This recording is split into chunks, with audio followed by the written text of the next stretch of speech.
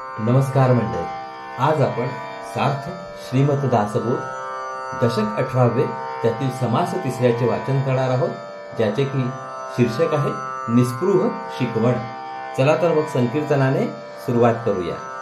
जय जय राम कृष्ण हरी, जय जय राम कृष्ण हरी, जय जय राम कृष्ण हरी, जय जय राम कृष्ण हरी, जय जय राम कृष्ण हरी, जय जय राम कृष्ण हरी, जय जय राम कृष्ण हरी, जय जय राम कृष्ण हरी, जय जय राम कृष्ण हरी, जय जय राम कृष्ण हरी, जय जय राम कृष्ण हरी, जय जय राम कृष्ण हरी, जय जय राम कृष्ण हरी. जय योगेश्वर श्री कृष्ण की जय हो. जय श्रीराम, जय श्रीराम, जय श्रीराम, जय जय रघुवीर समर्थ. चला तर मग सुरुवात करूया. सार्थ श्रीमत दासबोध दशक 18 समास 3 निस्पृह शिकवण. या समासाचे नाव आहे निस्पृह शिकवण. महंत बनून समाजाला अध्यात्म शिकवण्यास माणसाने कोणती तयारी करावी याचे थोडक्यात वर्णन येथे आढळते. श्री समर्थ आपल्या वाङ्मयामध्ये वारंवार असे बजावतात की आळस आणि वाईट संगती माणसाच्या आयुष्याचा नाश करतात. ज्याच्यापाशी विद्या नाही, शहाणपण नाही, उत्तम गुण नाहीत आणि शिकण्याची इच्छा नाही, अशा माणसाचे जीवन वाया जाते.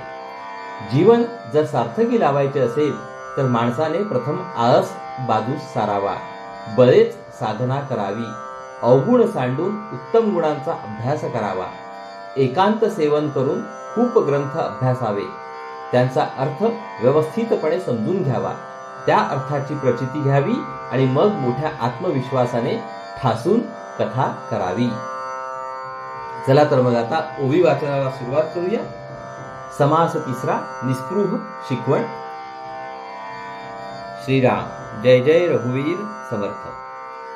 माणसाने विवेकाने वागावे, आळस सोडावा, वाईट संगती सोडावी, विद्या व उत्तम गुण यांचा अभ्यास करावा, खूप पाठांतर करावे, बरेच साधन करावे, प्रसंग पाहून विषय बोलावेत, अशा माणसाचे जीवन सार्थकी लागते.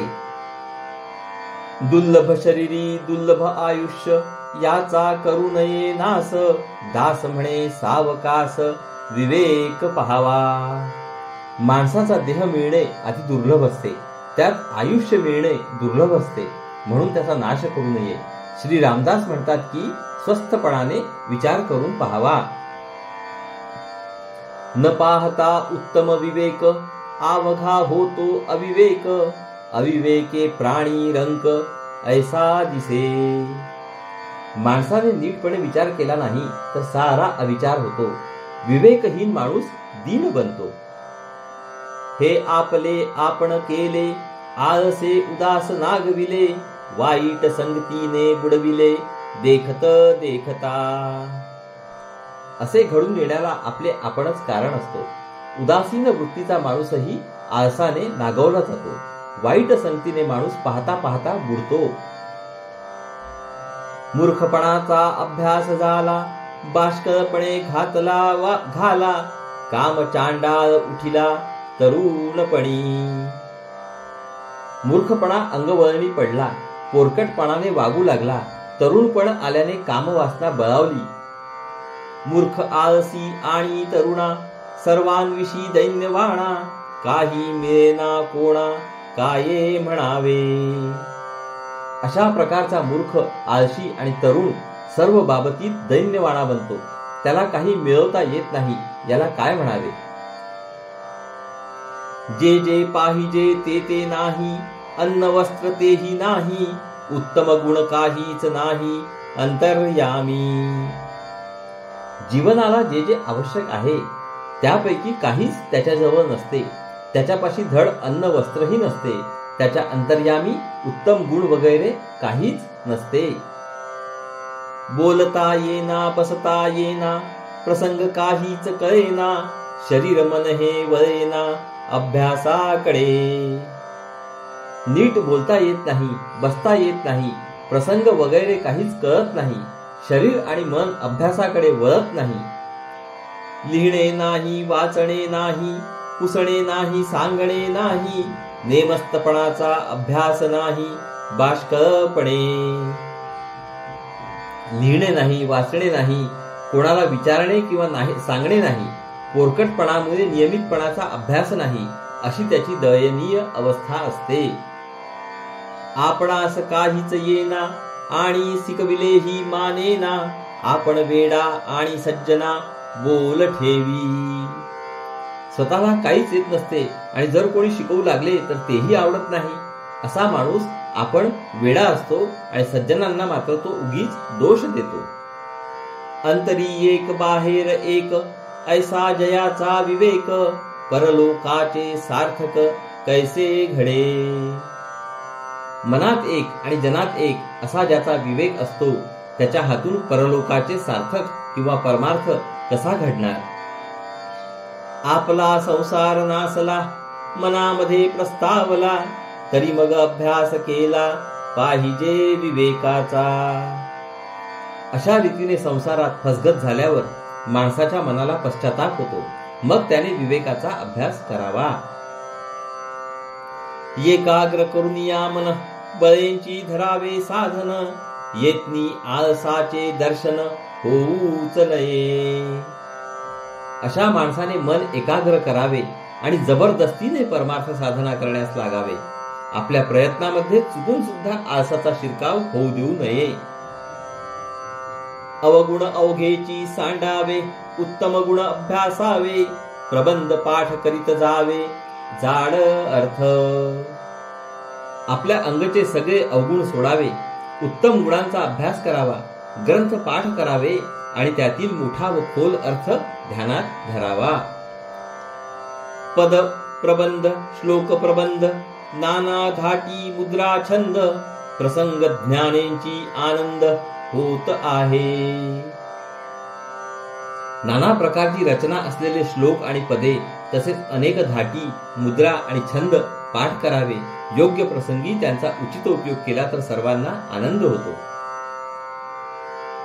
कोणे प्रसंगी काय म्हणावे, ऐसे समजून जाणावे, उगेंची वाउगे सिणावे कासयासी. कोणत्या प्रसंगी काय म्हणणे योग्य आहे हे बरोबर समजून असावे. उगीच व्यर्थ गैरलागू म्हणण्या केवळ क्षीण होतो. दुसऱ्याचे अंतर जाणावे, आदर देखून म्हणावे, जे आठवेल ते गावे हे मूर्खपण. श्रोत्याचे अंतरंग आधी ओळखावे. आपण जे म्हणतो त्याबद्दल त्यांची उत्सुकता दिसली तरच ते म्हणावे. उगीच जे आठवेल ते गाणे किंवा म्हणणे हे मूर्खपण होय. ज्याची जैसी उपासना, तेची गावे चुकावे ना, राग ज्ञाना ताळ ज्ञाना अभ्यासावे. ज्याची जशी उपासना असेल तेच त्याने गावे, त्यामध्ये चूक करू नये. रागाचा व तालाचा अभ्यास करावा. सहित संगीत प्रसंग माने, करावी कथेची घमशाने, अर्थांतर श्रवण मनने काढीत जावे. साहित्य, संगीत, योग्य प्रसंग यांचा मेळ बसवून मोठ्या धडाक्याने कथा करावी. श्रवण मनन करून ग्रंथामधील निरनिराळे अर्थ काढावे. पाठ उदंडची असावे, सर्व काळ उजळीत जावे, सांगितले गोष्टीचे असावे स्मरण अंतरी. सपाटून पाठांतर असावे, सतत त्याची उजळणी करावी. जी गोष्ट सांगितली असेल तिचे अंतरी स्मरण ठेवावे.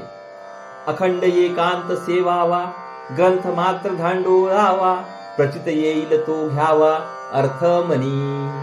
निरंतर एकांत सेवन करावा. एकांतामध्ये सगळे ग्रंथ सूक्ष्मपणे अभ्यासावे आणि जो अर्थ अनुभवाला जुळेल तो ध्यानात ठेवावा. इति श्रीदास बोधे गुरु शिष्य संवादे निस्पृह निरूपण नाम समास, निस्पृह शिकवण नाम समास तिसरा. तर श्रोते हो, अशा रीतीने आपले येथे दशक 18 मधील समास तिसऱ्याचे वाचन पूर्ण झाले आहे. हरिओम तत्सत, हरिओम तत्सत, हरिओम तत्सत. हरे कृष्ण कृष्ण कृष्ण हरे हरे, हरे राम राम राम हरे हरे, हरे कृष्ण कृष्ण कृष्ण हरे हरे, हरे राम राम राम हरे हरे, हरे कृष्ण कृष्ण कृष्ण हरे हरे, हरे राम राम राम हरे हरे, हरे कृष्ण कृष्ण कृष्ण हरे हरे, हरे राम राम राम हरे हरे, हरे कृष्ण कृष्ण कृष्ण हरे हरे, हरे राम राम राम हरे हरे, हरे कृष्ण कृष्ण कृष्ण हरे हरे, हरे राम राम राम हरे हरे, हरे कृष्ण कृष्ण कृष्ण हरे हरे, हरे राम राम राम हरे हरे, हरे कृष्ण कृष्ण कृष्ण हरे हरे, हरे राम राम राम हरे हरे, हरे कृष्ण कृष्ण कृष्ण हरे हरे, हरे राम राम राम हरे हरे। जय योगेश्वर श्री कृष्ण की जय हो। जय श्री राम, जय श्री राम, जय श्री राम। जय जय रघुवीर समर्थ। चला तर मंडळी, पुढील भागात परत भेटूया। नमस्कार। हरिओम हरिओम हरिओम।